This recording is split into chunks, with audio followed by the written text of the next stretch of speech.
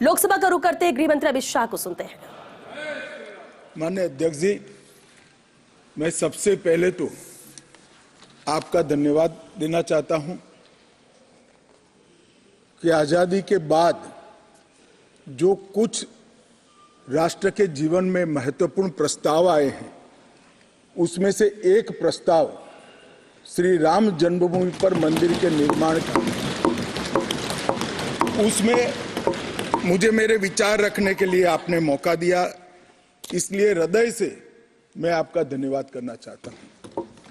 मान्यवर, मैं देश की 140 करोड़ की जनता की ओर से भी आसन का, स्पीकर साहब का धन्यवाद करना चाहता हूं, क्योंकि ये जो सदन है वो नियम से तो चलता ही है। हर चर्चा नियमों से बंधी हुई होती है, संविधान से बंधी हुई होती है, परंतु एक मायनों में ये सदन जन चेतना का, जनता की आकांक्षाओं का और जनता की इच्छाओं की प्रवक्ता बनने का भी सदन का दायित्व है, और आज ये हो रहा है। 140 करोड़ के देश में और दुनिया भर में बैठे हुए राम भक्त जो 22 जनवरी के बाद एक अद्भुत आध्यात्मिक चेतना का अनुभव कर रहे हैं, इसको वाचा देने के लिए आपने समय दिया, इसलिए देश आपका हमेशा के लिए आभारी रहेगा। मान्यवर, मैंने आज किसी का जवाब नहीं देना है। आज मैं मेरे मन की बात और देश की जनता की आवाज को इस सदन के सामने रखना चाहता हूं, जो सालों से कोर्ट के कागजों में दबी हुई थी। नरेंद्र मोदी जी के प्रधानमंत्री बनने के बाद उसको आवाज भी मिली, अभिव्यक्ति भी मिली। मान्यवर, 22 जनवरी का दिन, भले कुछ लोग कुछ भी कहे, मैं स्पष्ट रूप से देख रहा हूं 22 जनवरी का दिन 10 सहस्त्र सालों के लिए ऐतिहासिक दिन बनने वाला है। ये सबको समझकर चलना चाहिए। मान्यवर, जो इतिहास को पहचानते नहीं, ऐतिहासिक पलों को पहचानते नहीं, वो अपने अस्तित्व को, अपने वजूद को कहीं ना कहीं खो देते हैं। मैं आज फिर से एक बार कहने वाला हूं मान्यवर कि 22 जनवरी का दिन 10 सहस्त्र से भी अधिक सालों तक इस देश का ऐतिहासिक दिन है। मान्यवर, 22 जनवरी का दिन 1528 से शुरू हुई एक संघर्ष और अन्याय के सामने लड़ाई का एक आंदोलन के अंत का दिन है। 1528 से चली हुई ये न्याय की लड़ाई यहां पर समाप्त। मान्यवर, 22 जनवरी का दिन करोड़ों भक्तों के आशा, आकांक्षा और सिद्धि का दिन है। उनकी आज आशा, आकांक्षाएं सिद्ध हुई है। मान्यवर, 22 जनवरी का दिन भारत की, समग्र भारत की, मैं चाहूंगा कि समग्र भारत पर पूरा सदन गौर करे। 22 जनवरी का दिन समग्र भारत की आध्यात्मिक चेतना के पुनः जागरण का दिन आज इतिहास में बन चुका है। मान्यवर, 22 जनवरी का दिन महान भारत की यात्रा की शुरुआत का दिन है। 22 जनवरी के दिन मां भारती को विश्व गुरु के मार्ग पर ले जाने को प्रशस्त करने वाला दिन मान्यवर बनने वाला है। मान्यवर, ये देश की कल्पना राम और रामचरित्र के बगैर कर ही नहीं सकती। जो इस देश को पहचानना चाहते हैं, जानना चाहते हैं, जीना चाहते हैं, राम और रामचरित मानस के बगैर वो जी ही नहीं सकते। राम का चरित्र और राम ये देश के जनमानस का प्राण है। ये सबको समझना चाहिए, सबको स्वीकारना चाहिए। और इसीलिए मान्यवर, हमारे संविधान की पहली प्रत से लेकर महात्मा गांधी के आदर्श राज्य की कल्पना को राम राज का नाम लिया गया। संविधान में भी राम दरबार को स्थान दिया गया। मान्यवर, जो लोग राम के अलावे भारत की कल्पना करते हैं, वो भारत को नहीं जानते, वो हमारे गुलामी के काल का प्रतिनिधित्व करते हैं। मान्यवर, राम व्यक्ति नहीं है, राम प्रतीक है। करोड़ों लोगों का आदर्श जीवन कैसे जीना चाहिए, इसीलिए उनको मर्यादा पुरुषोत्तम किया गया। राम का राज्य किसी एक धर्म, एक संप्रदाय के विशेष के लिए नहीं है। राम का राज्य, आदर्श राज्य कैसा होना चाहिए, इसका प्रतीक न केवल भारत, समग्र दुनिया के देशों के लिए बना हुआ है मान्यवर। और इसलिए मैं मानता हूं कि राम और राम के चरित्र को फिर से प्रस्तावित करने का काम 22 जनवरी को हुआ है, मोदी जी के हाथ से हुआ है। वो इस देश के लिए सौभाग्य का विषय है मान्यवर। हम सब उन सौभाग्यशाली लोगों में से हैं जो 1528 वहां पर राम मंदिर देखना चाहते हैं। पीढ़ियां चली गई, हजारों लोग, लाखों लोग शहीद हुए, संघर्ष किए, आंदोलन किए, मगर ये दिन देखना स्वप्न में नहीं आया। आज हम सब बहुत सौभाग्यशाली है कि इस देश को हम देख सकते हैं मान्यवर। भारत की संस्कृति और रामायण को अलग कर कर देखा ही नहीं जा सकता। कई भाषाओं में, कई प्रदेशों में और कई प्रकार के धर्मों में भी रामायण का जिक्र, रामायण का अनुवाद, रामायण से बनी परंपराएं और रामायण को अपने राष्ट्रीय चेतना का एक आधार बनाने का काम हुआ है। कई सारे रामायणों का उल्लेख है। संस्कृत में वाल्मीकि रामायण, अध्यात्म रामायण, आनंद रामायण, अवधी में रामचरितमानस, उड़िया में 13 प्रकार के रामायण, तेलुगु में रंगनाथ रामायण, रघुनाथ रामायण, कन्नड़ में कुमुदेंदु रामायण, तोरवे रामायण, बतलेश्वर रामायण, असमिया में कथा रामायण, सप्तकांड रामायण और शंकरदेव ने भी वरगीत के अंदर रामायण का वर्णन किया। बंगला में भी रामायण मिलेगा, कश्मीर में भी राम अवतार चरित मिलेगा, बौद्ध परंपराओं में भी हनुमान जातक में रामायण का जिक्र मिलेगा, मैथिली में भी रामायण है, पंजाबी में गोविंद रामायण है। इतना ही नहीं, ओवैसी साहब चले गए, मुल्ला मसीही ने भी रामायण मसीही लिखकर सबके लिए इस आदर्श को प्रस्तावित किया है। कई सारे देशों में भी रामायण को स्वीकारा है और एक आदर्श ग्रंथ के रूप में प्रस्तावित किया है। विदेशों में नेपाल, जावा, इंडोनेशिया, कंबोडिया, तिब्बत, ये सभी देश भाषाओं में रामायण का अनुवाद भी हुआ है और उससे प्रेरणा भी ली जाती है। हमारे यहाँ आदिवासी जीवन भी एक प्रकार से अलग संस्कृति से, अलग परंपराओं से रचा बचा। उरांव में, बोडो में, संथाल में, संकाल में, बिरहोर में और छोटा नागपुर में सभी जगह स्थानीय भाषाओं में रामायण का अनुवाद भी हुआ और रामायण के आधार पर अपने जीवन को, आदर्श को बनाने का काम भी हुआ।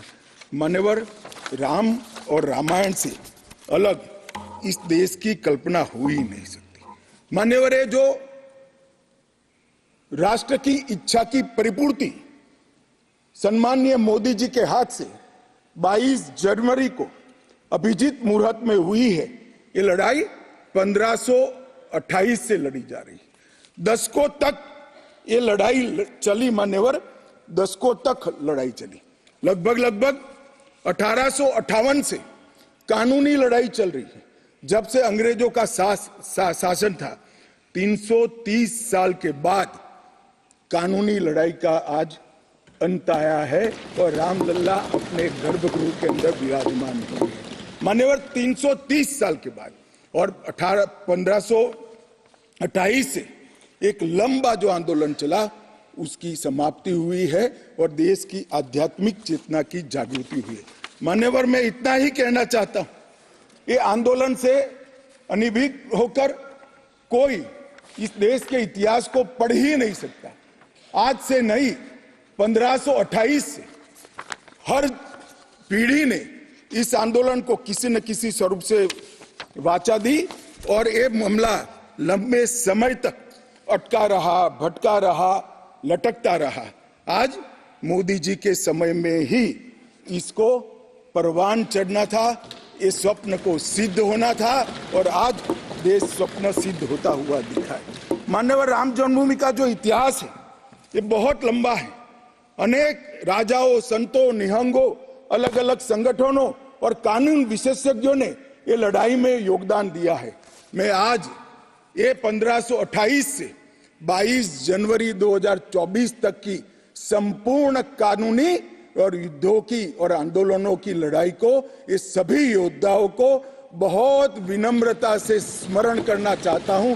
और उनकी लड़ाई जब आज समाप्त हुई है, तब मुझे विश्वास है मान्यवर, वो जहां भी होंगे बड़ी आनंद की अनुभूति करते होंगे, अपनी श्रद्धा को चरितार्थ करने की अनुभूति करते होंगे। गिलहरी के समान कई लोगों ने अपना योगदान दिया और मान्यवर, ये राम सेतु जो बनना था 1528 से 22 जनवरी 2024 तक का, ये सेतु का भूमि पूजन भी नरेंद्र मोदी जी ने किया और प्राण प्रतिष्ठा भी नरेंद्र मोदी जी के। मान्यवर, 1990 में जब ये आंदोलन ने गति पकड़ी, उसके पहले से ही भारतीय जनता पार्टी का ये देश की जनता को वादा था। हमने पालमपुर कार्यकारिणी के अंदर हमने एक प्रस्ताव पारित कर कहा था कि राम मंदिर का निर्माण, इसको कोई एक धर्म के साथ नहीं जोड़ना चाहिए, ये देश की चेतना की पुनर्जागृति का आंदोलन है। इसलिए हम राम जन्मभूमि को मुक्त कराकर, कानूनी रूप से मुक्त कराकर वहां पर राम मंदिर की स्थापना करेंगे। अब इस देश में प्रॉब्लम क्या है साहब? जब चुनाव में घोषणा पत्र में लेते हैं तो कहते हैं चुनाव में वोट प्राप्त करने के लिए लिया, चुनावी वादा है। ये भाजपा ऐसे ही वादे करती है, 370 हो, राम जन्मभूमि हो, यूनिफॉर्म सिविल कोड हो, ट्रिपल तलाक समाप्त करना हो। अब ये कहते हैं आप ऐसे ही वादे करते हैं और ये वोट प्राप्त करने का जरिया होता है, और जब हम इसको पूरा कर देते हैं तो बड़ी खिलाफत करते हैं। मैं आज भी कहता हूं, भारतीय जनता पार्टी और हमारे नेता नरेंद्र मोदी जी मान्यवर जो बोलते हैं, जो कहते हैं, वो करते हैं। हमारी पार्टी का चरित्र है और ये कोई छिपी हुई बात नहीं है। किस चीज का आक्रोश? हम 1986 से कह रहे हैं कि हमारा भव्य राम मंदिर बनना चाहिए, संवैधानिक तरीके से। कुछ लोगों ने यहां पर और बाहर मीडिया के सामने प्रतिक्रिया व्यक्त की, वो कानून की दुहाई देते हैं। मैं उनको पूछना चाहता हूं कि मान्यवर, क्या सुप्रीम कोर्ट की 5 जजों की खंडपीठ के जजमेंट से आप वास्ता रखते हो या नहीं रखते हो? भारत के संविधान से वास्ता रखते हो या नहीं रखते हो?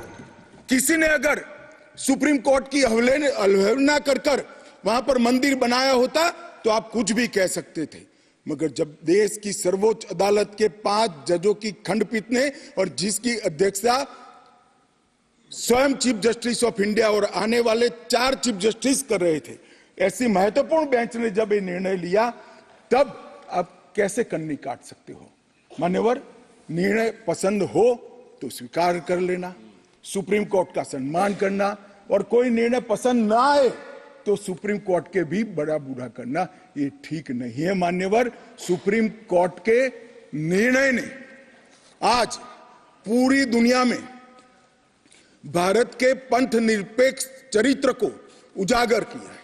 दुनिया में एक भी देश ऐसा नहीं है जहां बहुमत समाज ने अपनी आस्था का निर्वहन करने के लिए इतनी लंबी कानूनी लड़ाई लड़ी। हमने राह देखी है, सुप्रीम कोर्ट में लड़ाई लड़ी, और सुप्रीम कोर्ट का जजमेंट आने के बाद वहां पर आज भव्य राम मंदिर बना है।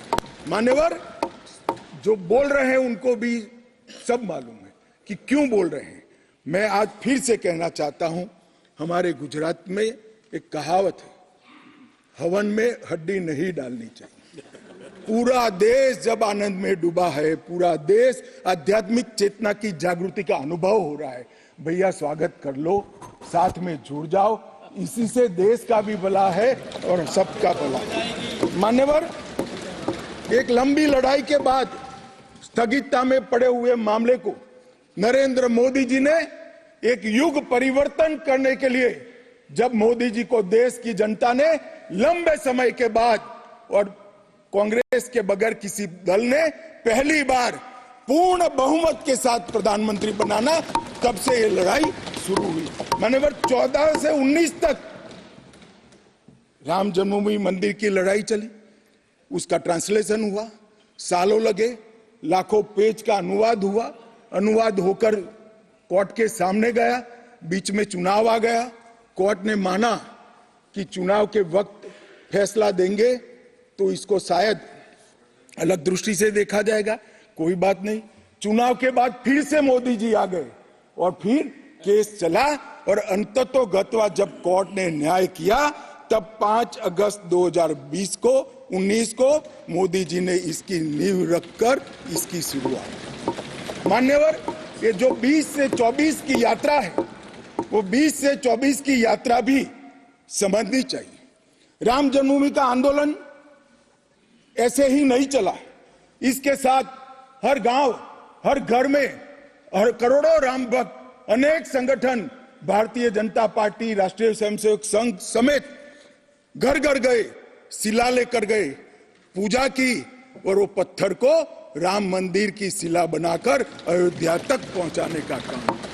करोड़ों लोगों ने अपनी श्रद्धा, अपनी इच्छा संवैधानिक तरीके से, शांतिपूर्ण तरीके से अयोध्या पहुंचाई और सुप्रीम कोर्ट ने जब जजमेंट दे दिया, निर्णय दे दिया, तब जाकर राम मंदिर के निर्माण की शुरुआत हुई।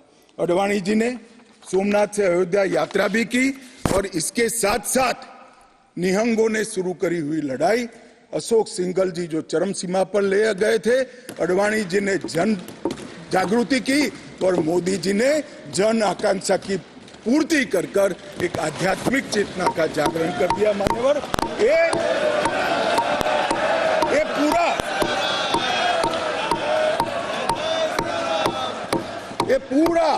पूरा आंदोलन, मान्यवर, जब भी दुनिया का इतिहास लिखा जाएगा एक डेमोक्रेटिक वैल्यू के रूप में देखा जाएगा कि कोई एक देश अपने बहुमती समाज की धार्मिक विश्वास की पूर्ति के लिए इतने समय धैर्य रखकर सुप्रीम कोर्ट में गुहार लगाता रहे और सुप्रीम कोर्ट के जजमेंट आने के बाद सौहार्दपूर्ण वातावरण में इसकी पूर्ति हो। मान्यवर, ये बहुत बड़ी बात है और मैं मानता हूं मान्यवर कि ये मोदी जी के नेतृत्व के बगैर संभव नहीं था।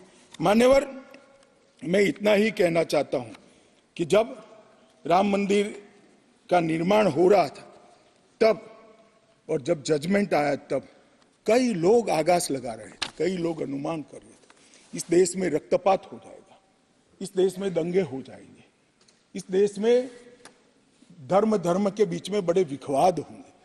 मगर मैं आज इस सदन को कहना चाहता हूं, ये भारतीय जनता पार्टी की सरकार है, नरेंद्र मोदी इस देश के प्रधानमंत्री। कोर्ट के जजमेंट को भी जय पराजय की जगह सबकी मान्य न्यायालय के आदेश में परिवर्तित करने का काम मोदी जी के दूरदर्शी विचार ने। और उसके बाद जब समय आया, निर्माण के बाद जब समय आया, मान्यवर, उनको न्योता मिला कि वो आकर भूमि पूजन करे। 130 करोड़ की जनता के वो जनप्रतिनिधि हैं।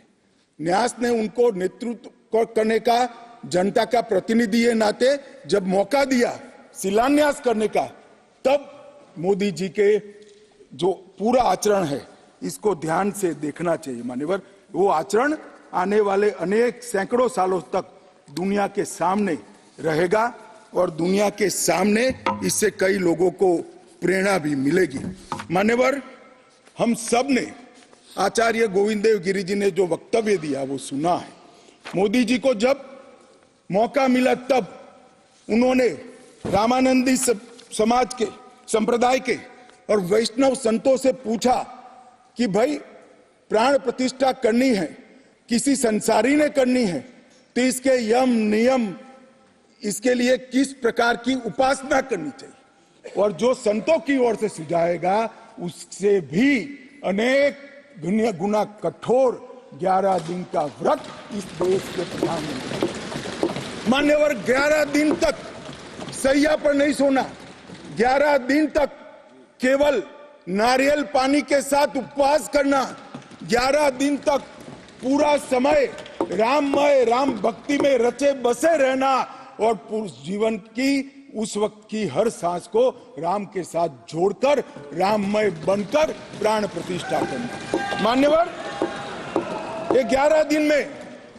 मां सबरी, गिलेरी, वानर, भालू, जटायु, ये सब के साथ जुड़े हुए देश भर में जो राम के स्थान थे, वहां जाकर राम के काज के लिए गिलेरी जैसा भी योगदान देने वालों को श्रद्धा पूर्वक प्रणाम करने का काम प्रधानमंत्री। राम मंदिर का जब भूमि पूजन का समय आया, कोई पॉलिटिकल नारे नहीं लगाए, ना मोदी जी ने इसका नेतृत्व पॉलिटिकली किया, ना हमारी पार्टी ने किया।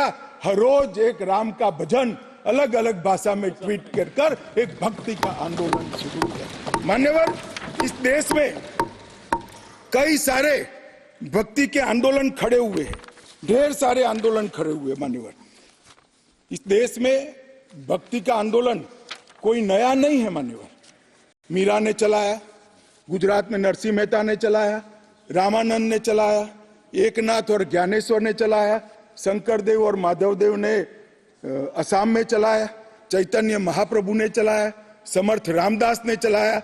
ये सब भक्ति आंदोलन ने समय समय पर देश को मजबूत करने का काम किया है, सनातन धर्म को टिकाने का काम किया है और सनातन धर्म के प्रति सबकी आस्था को बंधाने का काम। घनघोर अंधेरी रात में एक ध्रुव तारे की तरह ये भक्ति आंदोलन ने देश के जनमानस का नेतृत्व किया।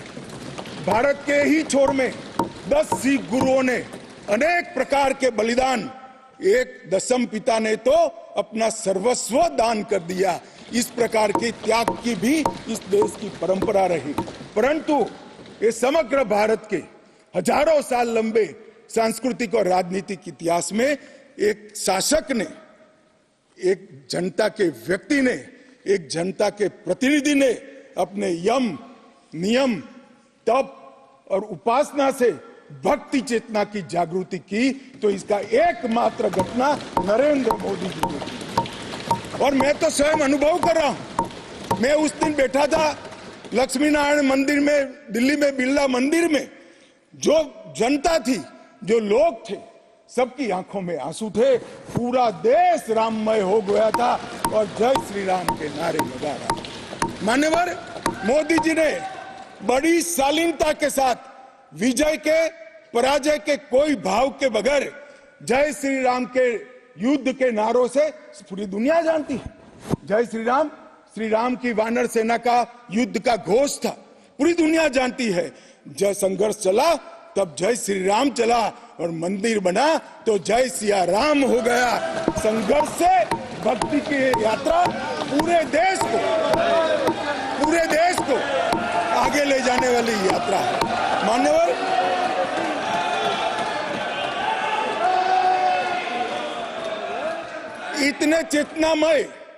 इतने चेतनामय वातावरण के अंदर भी विभाजन की बात करने वाले लोगों से मेरा करबद्ध निवेदन है, समय को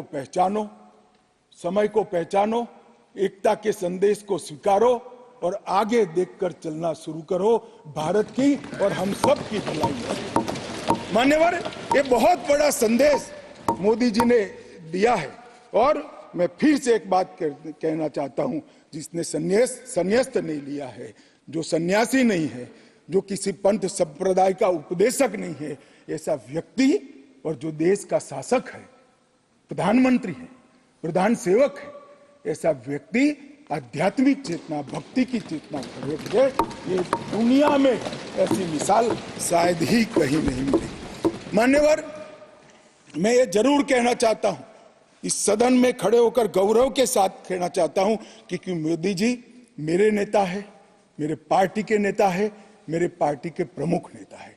मान्यवर, मोदी जी ने एक ऐसा नेतृत्व दिया जिसने अनेक समय पर नेतृत्व के गुण क्या होते हैं इसका परिचय देने का काम किया।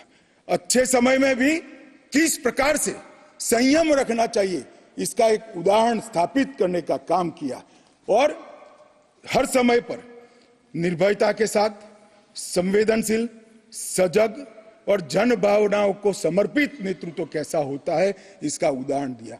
इनके 10 साल के कालखंड के अंदर अनेक प्रकार के पड़ाव आए हैं। माननीय, ये भी राम जन्मभूमि के आंदोलन जैसे ही पड़ाव रहे, क्योंकि जो गड्ढा ये खोद कर गए थे वो गड्ढे को भरकर उसमें महान भारत की इमारत बनाना ये राम मंदिर की यात्रा से कोई कम यात्रा नहीं है। माननीय, सबसे पहले मैं कहता हूं कि जो आर्थिक क्षेत्र के अंदर जो बदहाली करी थी, जो पॉलिसी पैरालिसिस वाली गवर्नमेंट थी, सैकड़ों पॉलिसियां बनकर आज 11वें नंबर से 5वें नंबर पर हमारे अर्थतंत्र को ले जाकर एक नीति के आधार पर चलने वाला राज्य, नीति के बनाने वाले नेता कैसा होता है उसका उदाहरण दिया। कोविड आया तो भयभीत हुए बगैर, सरकार की मशीनरी कम पड़ जाएगी, जब तक आंदोलन पूरा देश नहीं लड़ेगा इससे हम नहीं लड़ पाएंगे, वो जानते हुए एक मोर्चे पर वैक्सीन का इनोवेशन का काम चालू रहा, दूसरे मोर्चे पर हेल्थ इंफ्रास्ट्रक्चर का अपग्रेडेशन का काम चालू रहा, तीसरे मोर्चे पर हर गरीब के घर में अनाज पहुंचाने का काम चालू रहा, चौथे मोर्चे पर जो कोविड के दर्दियों की शुश्रूषा कर रहे थे उनका नेतृत्व करने का काम चालू रहा, और 5वें मौके पर जनता कर्फ्यू, दिया जलाना, थाली बजाना, हंसने वाले आज रोड पर घूमते हो गए, उनको मालूम नहीं है पूरी दुनिया मोदी जी के संवेदनशील और समग्रता से भरे हुए नेतृत्व को आज स्वीकार। मान्यवर, यही समय में कोविड का पड़कार भी आया, यही समय में 62 की तरह चीन ने अपना मुंह दिखाना शुरू किया, दृढ़ता के साथ नेतृत्व छाती सीना तान कर खड़ा रहा, हिंदुस्तान की 1 इंच जमीन नहीं। कई बार हुआ था इसी समय में पूंछ और पुलवामा में हमला हुआ, सर्जिकल स्ट्राइक और एयर स्ट्राइक कर नेतृत्व की वीरता का भी परिचय दिया और घर में घुसकर जवाब देने का काम किया। हजारों बच्चों जब परीक्षा के वक्त आत्महत्या करते थे, ट्रेस में आते थे, मनोरोग के शिकार बनने थे, एक पिता की तरह एक प्रजावात्सल नेतृत्व का परिचय देते हुए प्रजा परीक्षा पे चर्चा की भी बात, और जब मौका राम मंदिर का आया तब एक सन्यासी की तरह, एक भक्त की तरह गौरवपूर्ण तरीके से आध्यात्म को जागरूक करते हुए आध्यात्मिक चेतना का जागरण करने का काम भी नरेंद्र मोदी जी ने किया। मैं इसलिए कहता हूं कि बहुत लंबे समय से इस देश को ऐसे नेतृत्व की जरूरत थी। 70 साल तक, 68 साल तक देश ऐसे नेतृत्व में भटकता रहा, लटकता रहा। 130 करोड़ की जनता ने मोदी जी को चुनकर एक सर्वगुण संपन्न नेता को चुनकर देश की सभी चुनौतियों को समाप्त किया। मान्यवर, मैं आज आपके माध्यम से ये मैं कहना चाहता हूं, ये राम मंदिर का निर्माण, और राम मंदिर में रामलला की बाल प्रतिमा, मनोहरी दृश्य, आंख बंद कर देते तो सामने वो प्रतिमा दिखाई पड़ती। इतनी मनोहरी प्रतिमा बनाने का काम हुआ और उसकी प्राण प्रतिष्ठा भी हुई। मान्यवर, एक प्रकार से समग्र भारतीय संस्कृति को मोदी जी के माध्यम से एक अभिव्यक्ति का काम भी। मान्यवर, राम का जीवन ही अपने आप में परिपूर्ण जीवन। बचपन में ही शिक्षा संस्थानों की रक्षा के लिए विश्वामित्र के वहां रावणों का वध किया, अहल्या को सम्मान दिया, मां सबरी को गले लगाकर इस देश के गिरिजन और पिछड़े लोगों को गले लगाने का काम किया, महिलाओं का सम्मान किया, और गिलहरी, गिद्ध, वानर, रींछ, वनवासी सबको जोड़कर सत्य पर सत्य की विजय का झंडा श्री राम ने फहराया। और मोदी जी ने जब ये अयोध्या बन रही है, ढेरों लोगों ने, मैं आज सबके बीच में कहने से मेरी अपने आप को रोक नहीं सकता, ढेरों लोगों के प्रस्ताव कि अयोध्या के इंटरनेशनल एयरपोर्ट को श्री राम का नाम दिया जाए। बड़ा लोक लुभावन प्रस्ताव, परंतु मोदी जी ने महर्षि वाल्मीकि का नाम देना। सारे मौकों पर दशरथ का, सीता माता का, सच चौराहे पर नाम देने का प्रस्ताव आया था, मोदी जी ने कहीं जटायु को रखा, कहीं गिलहरी को रखा, कहीं हनुमान को रखा। मान्यवर समग्र समाज साथ में लेने का काम किया। मान्यवर ये जो मंदिर बना है उसके निर्माण में भी पूरे समाज को साथ में रखने का काम किया गया है। मान्यवर मैं आपको जरूर बताना चाहता हूं कि इसमें देश के हर हिस्से को स्थान देने का काम मंदिर के निर्माताओं ने किया है। एक भी प्रदेश ऐसा नहीं है जहां से कुछ नहीं आया है। हर प्रदेश और आसपास के सभी देशों से राम काज के लिए कुछ न कुछ समर्पित हुआ है। सबकी भूमिका रही है, पूरे समाज को जोड़कर मान्यवर ये मंदिर बना है। ये सामाजिक एकता का एक अद्भुत उदाहरण मंदिर है, सांस्कृतिक पुनर्जागरण का अद्भुत उदाहरण मंदिर है।